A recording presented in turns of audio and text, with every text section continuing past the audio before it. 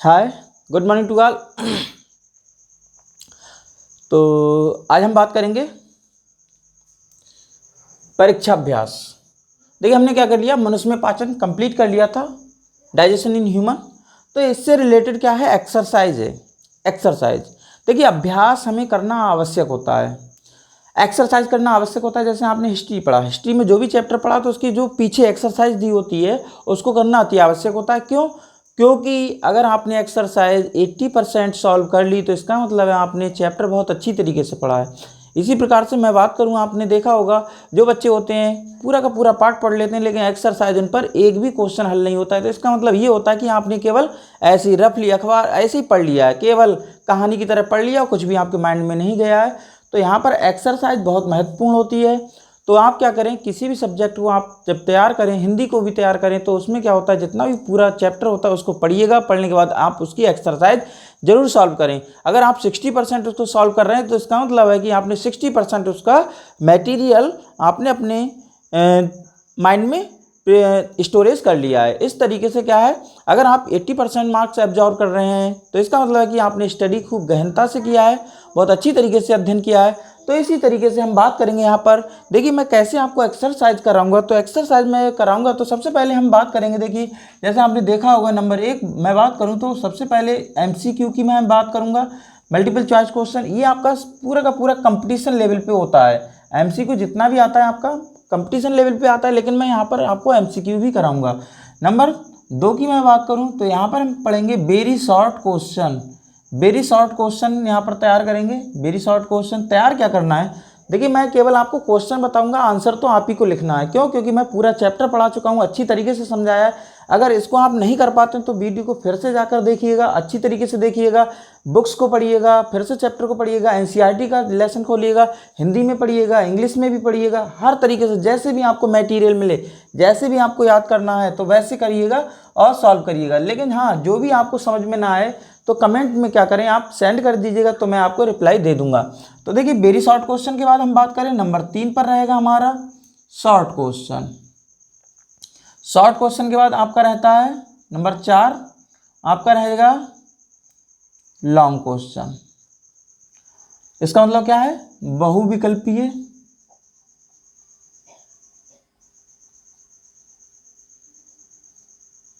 इसका मतलब है अति लघु उत्तरीय, अति लघु उत्तरीय। इसका मतलब है लघु उत्तरीय, और इसका मतलब है दीर्घ उत्तरीय प्रश्न। अंग्रेजी की बात करें तो MCQ का मतलब देखिए यहाँ पर मैं लिख देता हूँ, MCQ multiple choice question, multiple choice question.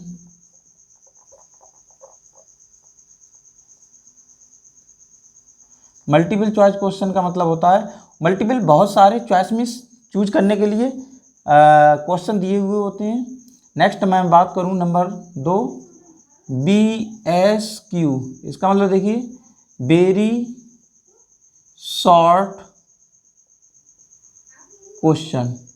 इसका मतलब होता है यहाँ पर बस आपको 1 वर्ड में ही आंसर होता है उसका, बस 10 वर्ड्स या 1 वर्ड क्वेश्चन होते हैं। नंबर 3 में बात करूं शॉर्ट क्वेश्चन, इसे बोलते हैं शॉर्ट क्वेश्चन या क्वेश्चंस, शॉर्ट क्वेश्चंस। तो इस तरीके से आपका रहता है, ये भी आपका 30 वर्ड्स में होता है। ये और नंबर 4 पर मैं बात करूं लॉन्ग क्वेश्चन, ये आपका रहता है लॉन्ग क्वेश्चन। ये लगभग आपका 150 वर्ड्स रहता है। देखिए कितना कितना वर्ड्स रहता है।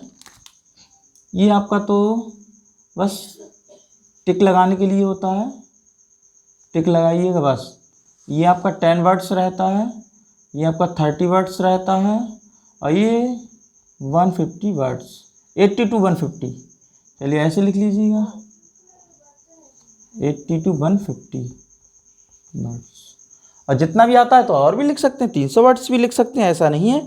लेकिन आप लिखिएगा बस रामायण लिखते रहिएगा तो पता ही नहीं चलेगा क्या है। लेकिन जो साइंस में होता है सॉलिड लिखा जाता है, तो इस तरीके से हम करेंगे। तो देखिए सबसे पहले मैं यहाँ पर करा रहा हूँ बहुविकल्पीय प्रश्न।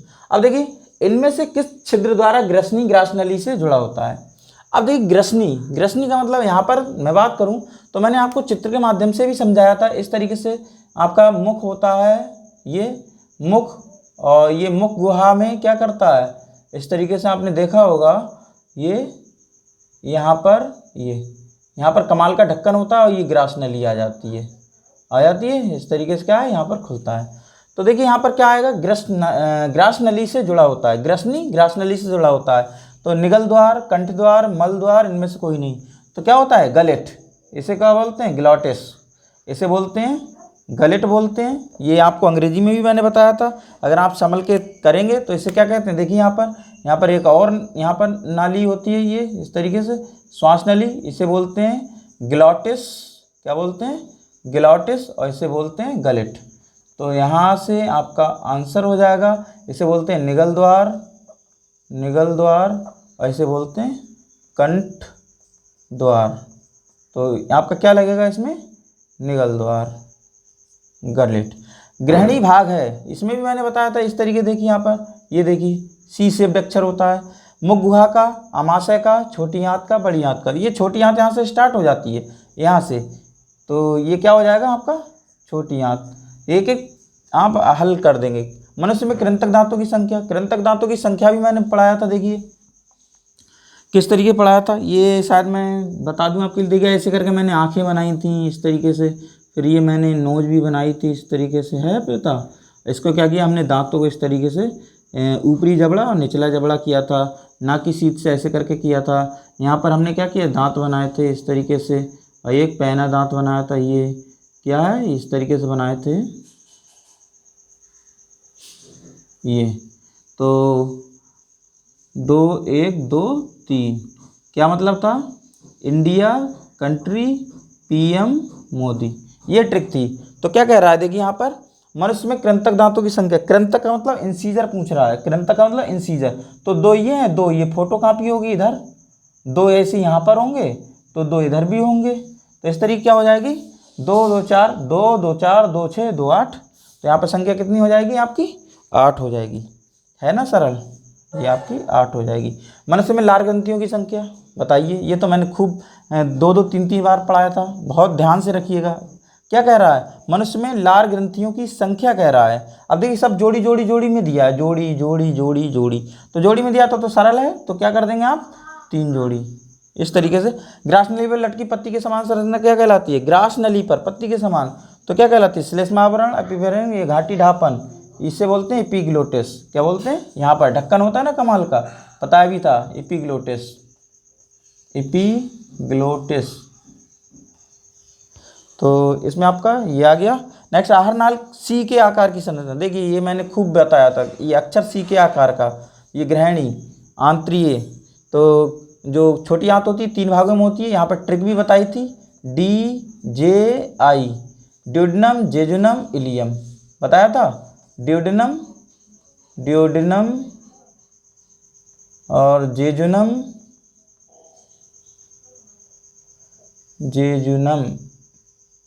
और इलियम। तो इस तरीके से आपको क्या करना है, याद करना है। तो यहाँ पर देखिए क्या हो जाती है आपकी सी के आकार की संरचना, ग्रहणी, ये आपको याद रखना है। कृमि रूप परिशेष का किसका भाग है, ये भी देखिए मैंने यहाँ पर संरचना भी बनाई थी कृमि रूप परिशेष का। आपको पता नहीं तैयार कर रहे हैं नहीं कर रहे हैं, तो देखिए यहाँ पर हमने क्या किया था, इस तरीके से बड़ी आंत बनाई थी मैंने। ये चलिए यहाँ से मैं आपको बता देता हूँ, ये आपका अमाशय हो जाता है इस तरीके से, ये आपकी सी शेप, ये आपकी हो गई क्या छोटी आंत, और ये आपका हो गया बड़ी आंत। इस तरीके से ये बड़ी आंत हो जाती है, और बड़ी आंत में ये आपका इस तरीके से ये आते हैं, ये मलाशय हो जाता है। और यहीं पर आपका ये होता है सीकम। क्या होता है, सीकम भाग। और यहीं पर होता है एक पूंछ के समान ये संरचना निकली हुई, तो इसी को कहते हैं बर्मी फॉर्म अपेंडिक्स। तो ये किसका भाग है? असेंडिंग कॉलॉन, डिसेंडिंग कॉलॉन, ये डिसेंडिंग कॉलॉन, ये ट्रांसफर कॉलॉन, ये सब पढ़ा चुका हूँ मैं। तो इस तरीके से आपका ये क्या हो जाता है, छोटी आंत का है या बड़ी आंत का है?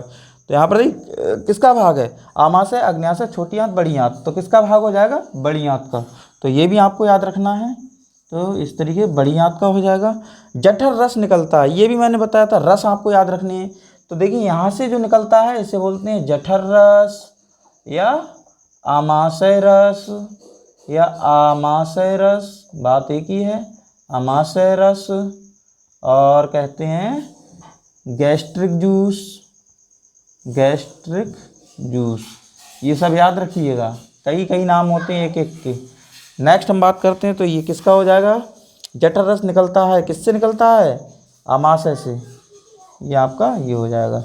तो इस तरीके से आपके एमसीक्यू यहाँ पर मैं पढ़ाऊँगा। अभी आपके कितने हुए हैं? 8 हुए हैं, अभी और देखेंगे, ठीक है। अभी दंत सूत्र है, दंत सूत्र और चाइल्ड में कौन से दांत नहीं होते हैं, ये भी क्वेश्चन आता है। बहुत एमसीक्यू है यहाँ से। इसी तरीके से आपका पूछ लेगा, जैसे लार में कौन सा एंजाइम होता है, लाइसोजाइम एंजाइम क्या करता है। यहाँ पर आपके करीब 400-500 ऑब्जेक्टिव क्वेश्चन बनते हैं, इसी से 400-500 ऑब्जेक्टिव। लेकिन मैं क्या है, मैं आपके लिए थोड़ा थोड़ा बस समझा रहा हूँ। मैं अभी आपको कंपटीशन लेवल का नहीं पढ़ा रहा हूँ, केवल मैं आपको क्या कर रहा हूँ, 10th क्लास का पढ़ा रहा हूँ। तो 10th लेवल से हम चल रहे हैं। तो इस तरीके से यहाँ पर आपका देखिए, यहीं पर क्वेश्चन आ जाए, मान लीजिए दंत सूत्र। दंत सूत्र, मनुष्य का दंत सूत्र क्या होता है? तो कोई सा भी दे सकता है या पूछ सकता है। मान लीजिए जैसे अग्न्याशय, किसी व्यक्ति का अग्न्याशय काट दिया जाए तो निम्नलिखित में किसका पाचन नहीं होगा? तो ये ऐसे क्वेश्चन आते हैं। तो जैसे इलियोसिकल वाल्व है, इलियोसिकल वाल्व कहाँ पाया जाता है, ये भी आपको याद रखना है, कहाँ पर जुड़ा होता है। ऐसे कि कार्डियक स्फिंक्टर कहाँ होता है, इस तरीके से आपको सारी चीज़ें याद रखती हैं। स्वाद कलिकाएँ, मीठी स्वाद कलिकाएँ कहाँ होती हैं, जिह्वा के कौन से भाग पर होती हैं, और जो कड़वी स्वाद कलिकाएँ होती हैं वो कहाँ होती हैं, ये सारे क्वेश्चन होते हैं। तो आप क्या करना है, याद रखना है आपको। तो ऑब्जेक्टिव में अब बात करेंगे। देखिए यहाँ पर मैं एक रोल आपको दे रहा हूँ, रोल मॉडल एक तरीके से दे रहा हूँ कि ऐसे ऐसे करके क्वेश्चन आते हैं। केवल क्या है, 10th लेवल के हिसाब से मैं चल रहा हूँ।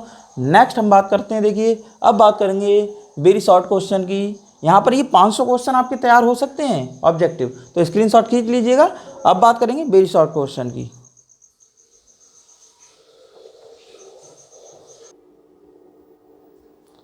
तो देखिए नेक्स्ट हम बात करते हैं अति लघु उत्तरीय प्रश्न। एमसीक्यू हमने कर लिए थे, अभी लगभग 8 किए थे। लेकिन आपको क्या है, अगर आप तैयारी करते हैं करीबन 500 से लेकर लगभग में 1000 क्वेश्चन आपको तैयार करने होंगे केवल इसमें से। नीट का तैयारी करेंगे आप, या यूपीएससी का तैयारी करेंगे, बीपीएससी का तैयारी करेंगे, जेपीएससी का तैयारी करेंगे, किसी का भी कंपटीशन का तैयारी करेंगे आप, तो क्या करेंगे, एक एक चैप्टर में लगभग में आपको 1000 एमसीक्यू तैयार करने ही करने हैं, तब कहीं जाके आपका कंपटीशन निकलेगा। तो देखिए यहाँ पर क्या करेंगे हम, अब बात करते हैं अति लघु उत्तरीय प्रश्न की, वेरी शॉर्ट क्वेश्चन की। तो वेरी शॉर्ट क्वेश्चन देखिए यहाँ पर आप क्या करेंगे, इस वेरी शॉर्ट क्वेश्चन को लगभग में 10 शब्दों में आंसर दे दीजिएगा, 10 नहीं तो 30 तक दे दीजिएगा, चलेगा, आराम से चलेगा। और मैं बात करूं, देखिए अब यहाँ पर ये जो है ये आपका आ जाता है 30 से 50 तक दे सकते हैं, 50 से ऊपर भी दे सकते हैं। और ये आपका आ जाता है ये 80 से 150 के समथिंग आप दे सकते हैं शब्दों में आंसर। तो देखिए मैं बात करूँ यहाँ पर, ये मैं लिख रहा हूँ यहाँ पर, ये भी आपके करीबन 100-200 क्वेश्चन यहीं से बन जाएंगे। ये वेरी शॉर्ट क्वेश्चन भी 100-200 तैयार हो जाएंगे अगर आप अच्छी तरीके से अध्ययन करेंगे। तो कैसे, देखिए यहाँ पर मैंने कुछ लिख दिए हैं तो उनको देख लीजिएगा। तो देखिए सबसे पहले मैं बात करूँ, मनुष्य के दांत की 2 विशेषताएं लिखिए। तो 2 विशेषताएं मैंने आपको पढ़ाया भी था। देखिए 2 विशेषताएं, दांत की जो विशेषताएं होती हैं, प्रॉपर्टीज होती हैं, वो मैंने एक ट्रिक बताई थी, DTH, टीथ का विशेषताएं क्या बताई थी, DTH, direct to home. Direct to home का मतलब नहीं था, लेकिन ये ट्रिक थी। DTH, diphyodont, thecodont, theca means होता है गड्ढा, डाई मीन्स दोबारा, और हेट्रोडोंट का मतलब होता है विषमदंती। तो ये मैंने सब बता रखा है आपको, लेकिन आप क्या है तैयार करिएगा लेक्चर को। तो यहाँ पर दो विशेषताएं होती हैं, हमारे दांत कैसे होते हैं, द्विबार दंती होते हैं, एक दो बार परमानेंट होते हैं और एक बार मिल्क टीथ होते हैं। मिल्क टीथ जब निकल जाते हैं तो गिर जाते हैं, तो इसके बाद क्या है आपके परमानेंट टीथ आ जाते हैं। तो इस तरीके से आप क्या है मिल्क टीथ का फार्मूला भी दे सकते हैं, दंत सूत्र दे सकते हैं 21/02/2102। इस तरीके से आपका है परमानेंट टीथ का भी दे सकते हैं 21/23/2123। इस तरीके से नेक्स्ट हम बात करें थिकोडेंट। थिकोडेंट का मतलब क्या होता है, क्योंकि ये मसूड़े होते हैं, मसूड़ों में क्या होता है ये सॉकेट में फिट होते हैं। चलिए मैं ये एक्सप्लेन नहीं करूँगा, आप तैयार करिएगा, मैं बस बता रहा हूँ आपके लिए। वैसे ये मेरे को बताना नहीं चाहिए कि कैसे कैसे होगा, लेकिन मैं ट्रिक के द्वारा बता देता हूँ। बेस्ट मनुष्य के दंत सूत्र का उल्लेख कीजिएगा। दंत सूत्र का उल्लेख करना है, ना कि लिखना है, उल्लेख करना है कि इंसीजर दांत इतने हैं। इस तरीके मैंने बताया था, जैसे देखिए यहाँ पर 21/23/2123। तो ये क्या है नाक की सीध से क्या करते हैं इस तरीके आधा करिएगा, तो आधा जबड़ा इधर, आधा जबड़ा इधर, इधर फोटो कॉपी, इधर फोटो कॉपी, तो दो इधर हैं, इंडिया कंट्री PM मोदी। इस तरीके से आपका ये ट्रिक आ जाता है PM मोदी। तो इस तरीके से ये एक्सरसाइज कर लेंगे। आप क्या करेंगे, देखिए ऊपरी जबड़े में इंसीजर दांतों की संख्या 4 और निचले में 4, तो 8 हो जाएगी। इस तरीके से कैनाइन ऊपरी जबड़े में 2, निचले जबड़े में 2, तो 4 हो जाएगी टोटल। इसे 2 2 4, ऊपरी जबड़े में प्रीमोलर की 4, निचले जबड़े में 4, तो इस तरह 8। ऊपरी जबड़े में मोलर संख्या कितना हो 3 3 6 हो जाएगा। इधर भी निचले जबड़े में 3 3 6 हो जाएगा। टोटल कितना हो जाएगा ऊपरी जबड़ा प्लस निचला जबड़ा, तो 12 है। तो इस तरीके सब संख्या निकल आएगी। तो देखिए यहाँ पर हम बात करेंगे तो ये सारे के सारे क्वेश्चन बहुत सरल हैं। ये भी करीबन आपके 100 तैयार हो सकते हैं अगर आप दिमाग से सोचेंगे, क्योंकि जब तैयार हो जाता है तो आप अपने आप क्वेश्चन बनाया करें, अपने आप सब सारा कुछ सोचा करें कि इस तरीके के क्वेश्चन बन सकता है। पाचन तंत्र में जिह्वा का कार्य लिखिएगा। जिह्वा का कार्य अपने आप देख लीजिए, जीभ क्या क्या करती है मुंह में। जब तक कोई पार्टिकल दांत में लग जाता है ना, जब तक निकल नहीं जाएगा ना तब तक चैन से नहीं बैठती है ये जीभ। क्या दांत की बिल्कुल सफाई कर देती है ये। अगर सागू खाते हैं आप और कोई डंठल फंस जाए एकदम फिर क्या नहीं निकलता तो सीख लेते हैं इस तरीके से। ये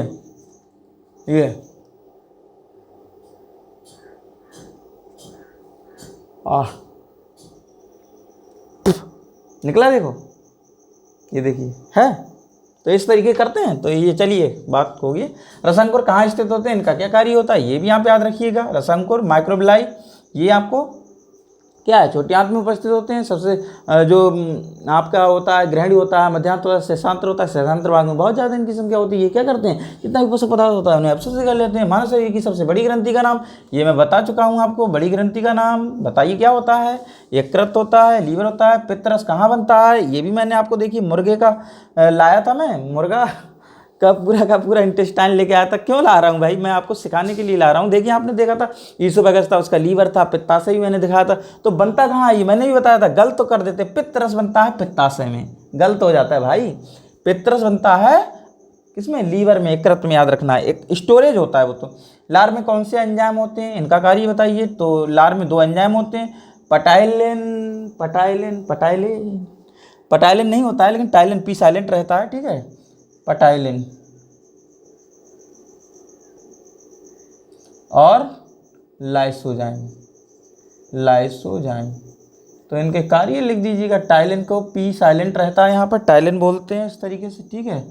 टाइलिन ये याद रखिएगा। तो ये भी आपको या मनुष्य का आहार नाल कौन कौन से मुख्य भागों में बटा होता है बताइए भाई। आहार नाल कौन से मुख्य भागों में होता है, तो आहार नाल क्या है बताइए। आहार नाल कौन से मुख्य भागों में बटा होता है, ये आप पूरा का पूरा लिख दीजिएगा। आहार नाल, और देखिए आहार नाल सीधे मुख से लेकर और आप क्या करेंगे गुदाद्वार तलक आप मुख्य भागों में लिख देंगे। पाचन तंत्र क्या 2 भागों में बांटा गया था, आहार नाल और पाचक ग्रंथियाँ। आहार नाल मुख से लेकर शुरू होती है। इस तरीके से हमने क्या किया, डाइजेशन 2 भागों में था। एक था आपका एलिमेंट्री कैनाल और एक था आपका डाइजेस्टिव ग्लैंड्स। एलिमेंट्री कैनाल आपका हो जाता है माउथ से शुरू होता है और एनस तक जाता है। तो ये इस तरीके से नाम लिख दीजिएगा। माउथ हो जाएगा, बक्कल कैविटी हो जाएगा, फेरिंक्स हो जाएगा, इसके बाद ईसोफेगस हो जाएगा, इसके बाद आपका हो जाता है स्टमक, स्मॉल इंटेस्टाइन और इसके बाद लार्ज इंटेस्टाइन, इसके बाद आपका आ जाता है रेक्टम और इसके बाद एनस। ये है बस। तो इस तरीके से ये भी करते हैं। बच्चे का दंत सूत्र, भैया दंत सूत्र तो अभी बताया था मैंने, 2102/2102 इंडिया कंट्री पीएम मोदी। तो पीएम प्रीमोलर यहाँ पर अनुपस्थित होते हैं, ये भी क्वेश्चन आता है। मिश्र ग्रंथि किसे कहते हैं, ये तो आपको बताया था मैंने। पैनक्रियाज पूरा पढ़ाया है, अग्न्याशय पढ़ाया है खूब अच्छी तरीके से। तो इस तरीके से इसे पढ़ लीजिएगा, डायग्राम भी बनाए। मुख्य लार ग्रंथि में उपस्थित टाइलिन एंजाइम का क्या कार्य होता है, ये भी मैंने बताया था। रोटी खा के दिखाई थी, मीठी मीठी लगने लगी। मनुष्य में उपस्थित लार ग्रंथियों के नाम और उनसे संबंधित नलिका ये कंपटीशन में भी आते हैं, नलिकाओं का नाम भी पूछा जाता है, ये मैंने बताया था। देखिए किस तरीके से बताया था आपका, ये मैंने यहाँ पर, चलिए मैं बना देता हूँ इस तरीके से आपका। ये देखिए, तो एक तो कान के तरह थी, ठीक है, कान की तरह कौन थी, पैरोटिक ग्लैंड्स थी, और ये एसपी स्टेंसन डक्ट थी, और इसके बाद जीभ के तले थी सबलिंगुअल ग्लैंड। इसका जो नलिका थी, नलिका का क्या नाम था यहाँ पर, लिंगुअल एलआरजी रेवेनस डक्ट थी, रेवेनस। तो ये सारे मैं करा चुका हूँ। नेक्स्ट सब मैंडिबुलर ग्लैंड या सब मैक्सिलरी ग्लैंड, मैंडिबुलर या मैक्सिलरी, तो इसकी उल्टी टांगे कर दो तो ये क्या हो जाएगा, डब्लू हो जाएगा। डब्लू का मतलब वार्टन्स डक्ट हो जाएगी। ये सारा का सारा मैंने बता दिया है। नेक्स्ट हमारे मनुष्य में उपस्थित लार ग्रंथियों के नाम उनके हो गया ये। नेक्स्ट देखिए यहाँ पर गलफुल्ली या गलसुआ रोग किसके कारण होता है, यहाँ आपका हो जाएगा किसके कारण होता है, संक्रमण हो जाता है पैरामिक्स वायरस के कारण। तो इससे क्या होता है, ये पैरोटिक ग्लैंड फूल जाती है। इस तरीके से आपके ये यहाँ पर कंप्लीट होते हैं। वेरी शॉर्ट क्वेश्चन, ये भी आपके कम से कम 100 तैयार हो सकते हैं, 100 क्वेश्चन तैयार हो सकते हैं। लेकिन मैं बस आपको प्रारूप बता रहा हूँ, इसे स्क्रीनशॉट खींच लीजिएगा, स्क्रीनशॉट खींच लीजिएगा बढ़िया तरीके से।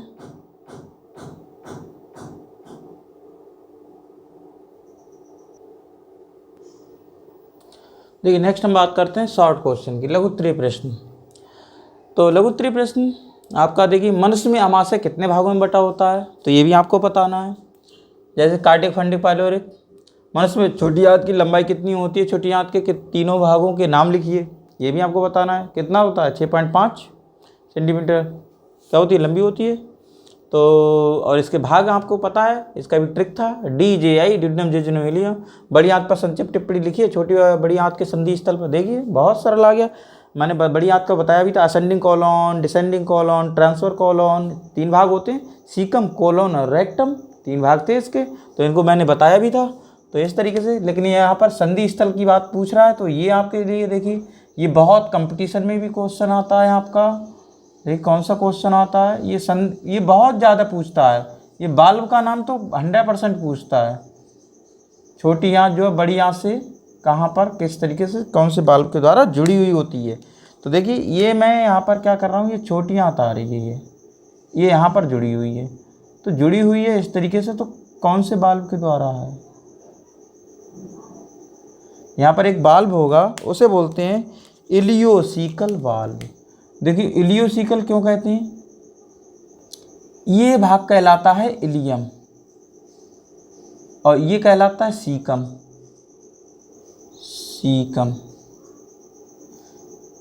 सीकम और ये कहलाता है इलियम। ये किसका भाग है, बड़ी आंत का। ये किसका भाग है, बड़ी आंत का। और ये किसका है, छोटी आंत का। अब यहाँ पर दोनों मिल रही हैं, छोटी आंत और बड़ी आंत।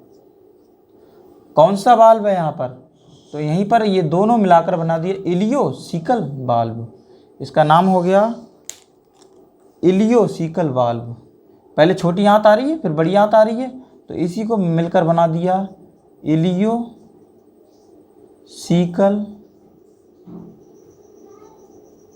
बाल्ब। बाल्ब का मतलब कपाट, इलियोसिकम या इलियोसिकल बाल्ब। ये आपको याद रखना है, बहुत आता है इलियोसिकल बाल्ब। तो इलियोसिकल बाल्ब हिंदी में इलियोसिकल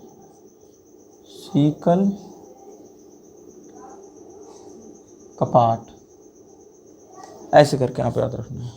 और देखिए नेक्स्ट, मनुष्य की 2 पाचक ग्रंथियों के नाम एवं कार्य लिखिए। कोई सा पाचक ग्रंथि दे सकते हैं, लार ग्रंथि दे सकते हैं, अमाशय ग्रंथि लिख सकते हैं, गैस्ट्रिक ग्लैंड्स लिख सकते हैं, इंटेस्टाइनल ग्लैंड्स लिखते हैं, लीवर लिख सकते हैं, अग्न्याशय लिख सकते हैं। सब मैंने एक्सप्लेन कर दिया है। मनुष्य की 2 पाचक ग्रंथियों, अमाशय किसे कहते हैं, इसके कोई 5 कार्य लिखिए। अमाशय आ गया, अमाशय की संरचना बना दीजिए, उसके कार्य लिख दीजिए। कार्य में तो बहुत हैं, आपने देखा होता है उसका क्या है HCl के कार्य, तब भी अमाशय का कार्य ही हो जाएगा, HCl के कार्य। और अमाशय क्या करता है, भोजन को स्टोरेज करता है, और क्या करता है, संक्रमण से बचाता है, उसमें क्या सड़ने से बचाता है अमाशय। और मैं बात करूं क्या है, डाइजेशन करता है, प्रोटीन का भी होता है, कार्बोहाइड्रेट का भी होता है, वसा का भी होता है। इस तरीके से इसके बहुत सारे कार्य लिख सकते हैं। और क्या करता है, तो इस तरीके से हम क्या करते हैं, अग्न्याशय की संरचना में इसके कार्य। अग्न्याशय पूरा का पूरा करीब 35 मिनट का ये पूरा का वीडियो मैंने बनाया है। अग्न्याशय बहुत सरल है, बाकायदा देखिए। अग्न्याशय में ग्रंथियाँ होती हैं, पाचक ग्रंथियाँ भी होती हैं। वो ग्रंथियाँ होती हैं 2 प्रकार की होती हैं मिश्र ग्रंथियाँ, एक तो एक्टोग्राइन और एंडोक्राइन ग्लैंड्स होती हैं। अंतःस्रावी ग्रंथियाँ और बहिस्रावी ग्रंथियाँ होती हैं, इसीलिए इसे मिश्रित ग्रंथि कहते हैं, मिक्स्ड ग्लैंड कहते हैं। और जो एंडोक्राइन ग्लैंड्स होती हैं, अंतःस्रावी ग्रंथियाँ होती हैं, उनसे हार्मोन्स निकलते हैं, इंसुलिन, ग्लूकागॉन और सोमेटोस्टेटिन निकलते हैं। ये सारा का सारा एक्सप्लेन कर दिया मैंने। नेक्स्ट यकृत की संरचना है, यकृत के कार्य, ये भी पूरा एक वीडियो बना हुआ है यकृत पर। नेक्स्ट हम बात करें मन। अब देखिए लॉन्ग क्वेश्चन, ये तो देखिए मैंने पहले ही सब मैंने पहला वीडियो इस पे बनाया था। मैंने कहा था ये आहार नाल, मनुष्य का पाचन तंत्र का स्वच्छ नामांकित चित्र बनाइए। ये तो 100% हर कंपटीशन पूछा, मतलब कंपटीशन नहीं, आपका 10th लेवल पे, 11th लेवल पे, 12th लेवल पे सब में पूछा जाता है। और ये बहुत ज़्यादा मेन है, इसका तो आप प्रैक्टिस ऐसे कर लीजिए बहुत VIP तरीके से बनाने का। जैसे ये देखिए, आपने देखा होगा इस तरीके से, ये देखिए बनाया है, ये देखिए बना हुआ है, ऐसे प्रैक्टिस करिएगा जिससे कि आप क्या करें, बना सके अच्छी तरीके से। ऐसा नहीं कि बस ऐसे ही बना लिए लुल्लू पुल्लू नहीं बनाना है, बस नाक कहीं जा रही है, मुंह कहीं जा रहा है, तो इस तरीके नहीं करना है। मानव की आहारनाल तथा उससे संबंधित पाचक ग्रंथियों का स्वच्छ नामांकित चित्र बनाइए। मानव की 2 पाचक ग्रंथि यकृत एवं अग्न्याशय का स्वच्छ नामांकित चित्र बनाकर इनके कार्यों का वर्णन कीजिए। वाह वाह वाह, ठीक है। इस तरीके से आपका क्या, ये मैंने प्रारूप बना दिया है, कई ऐसे ऐसे क्वेश्चन आते हैं यहाँ पर। तो मैं यहाँ पर देखिए पूरा का पूरा ये चैप्टर यहाँ पर क्लोज होता है। अब हम बात करेंगे आगे श्वसन तंत्र की बात करेंगे। तो श्वसन तंत्र स्क्रीनशॉट खींच लीजिएगा, ठीक है। Thanks, have a nice day. Video अच्छी लगी हो तो लाइक कीजिए, सब्सक्राइब कीजिए, शेयर कीजिए दोस्तों को। देखिए इसमें क्वेश्चन में बात करूं तो इसमें बेटा क्वेश्चन आपके शॉर्ट क्वेश्चन ऐसा नहीं है यही आएंगे, शॉर्ट क्वेश्चन करीब आपके बन सकते हैं। यहाँ पर 30-35 शॉर्ट क्वेश्चन बन सकते हैं। मैंने बस मेन बता दिए। जैसे मान लीजिए यकृत है, आपका यकृत काट दिया जाए तो किसका पाचन नहीं होगा। अगर आपका अग्न्याशय निकाल दिया जाए तो किस चीज़ का पाचन नहीं होगा, अग्न्याशय। ये क्वेश्चन आए हुए हैं। अगर आपकी लार ग्रंथियाँ निकाल दी जाए तो किस चीज़ का मुख में पाचन नहीं होगा, ये सारे क्वेश्चन हैं। इसी तरीके से और भी क्वेश्चन होते हैं। देखिए पतली भी हो जाती है, जब पथरी हो जाती है अग्न्याशय में, ये आपका अग्न्याशय या पित्ताशय, तो इस तरीके से क्या है, कट करके निकाल देते हैं। पित्ताशय में हो जाती है, पित्त में हो जाती है, तो इसे कट करके निकाल देते हैं। तो बहुत ज़्यादा क्या है, तो यही क्वेश्चन आते हैं कंपटीशन में भी, यही क्वेश्चन पूछ लिए जाते हैं। इस तरीके से आप क्या करेंगे, कपाट भी क्वेश्चन आते हैं, तो कपाटों से भी आप याद रखें, ठीक। Thanks, have a nice day.